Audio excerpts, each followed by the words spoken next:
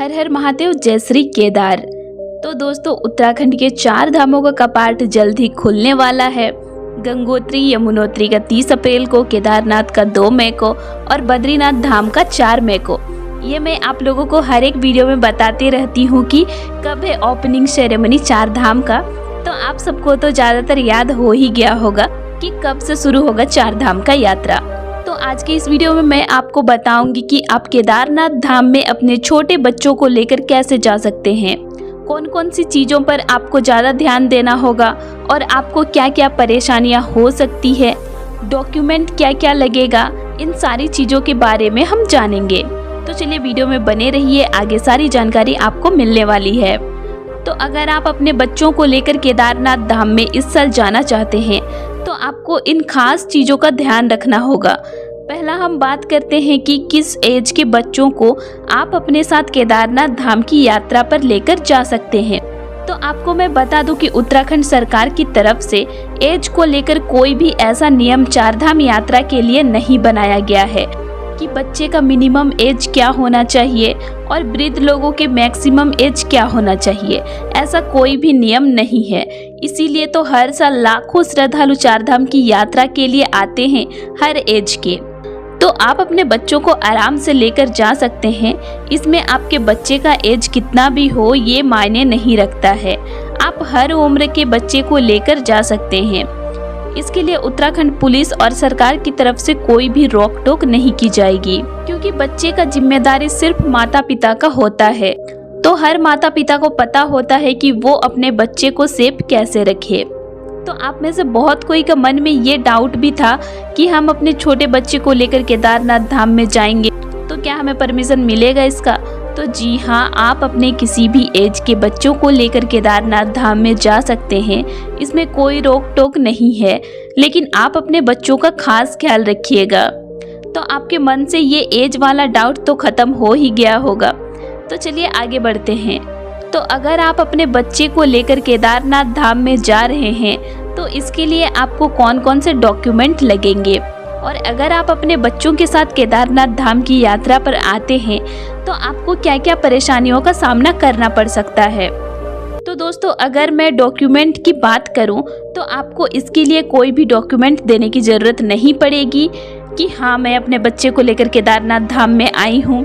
सिर्फ आप अपने बच्चे का रजिस्ट्रेशन अपने साथ करवा लीजिएगा और इसके अलावा यहाँ पर आपसे कुछ भी नहीं मांगा जाएगा। बच्चे को लेकर आने का कोई भी डॉक्यूमेंट नहीं लिया जाएगा। लेकिन अगर आप चाहो तो आप अपने बच्चों का आधार कार्ड अपने साथ रख लेना, लेकिन बच्चों का आधार कार्ड भी नहीं मांगा जाएगा। इसीलिए बच्चे का परमिशन या डॉक्यूमेंट को लेकर आपको परेशान होने की कोई ज़रूरत नहीं है। लेकिन आप अपने बच्चे का रजिस्ट्रेशन अपने साथ ज़रूर करवा लीजिएगा।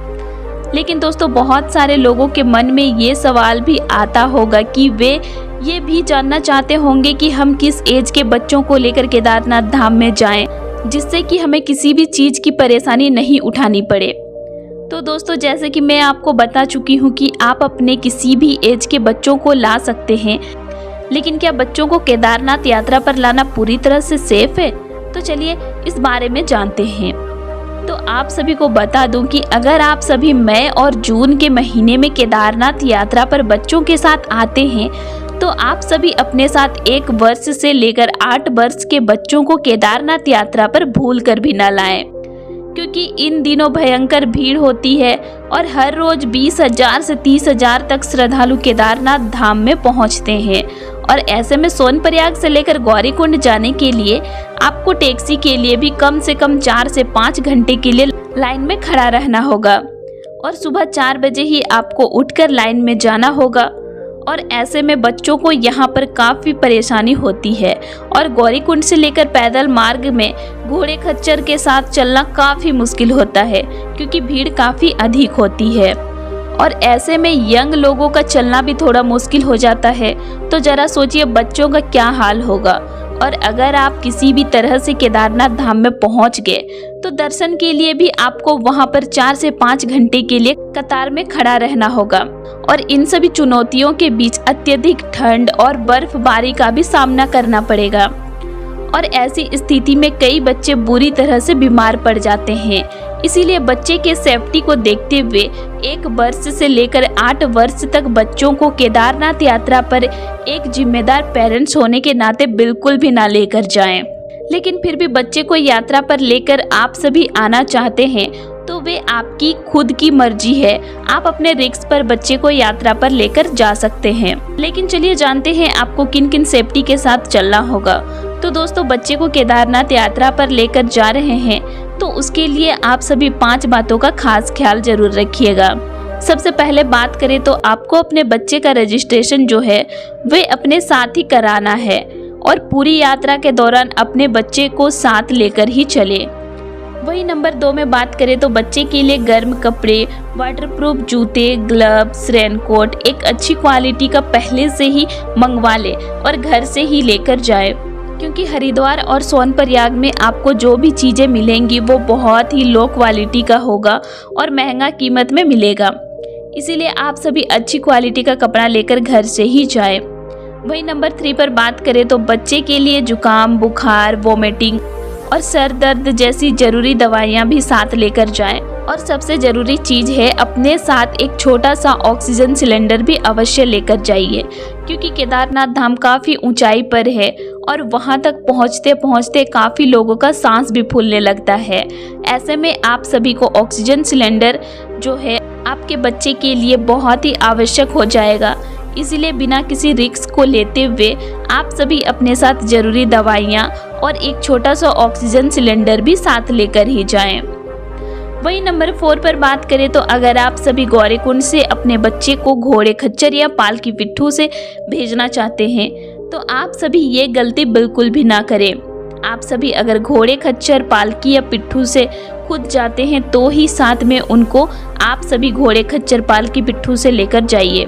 अन्यथा अगर आप उन्हें अकेले भेज देते हैं तो ऐसे में आपको बहुत ज़्यादा प्रॉब्लम हो जाएगा, क्योंकि कुछ पिट्ठू वाले ऐसे होते हैं जो आप ऊपर केदारनाथ में होटल बुक किए होंगे वहां तक आपके बच्चे को लेकर छोड़ देंगे।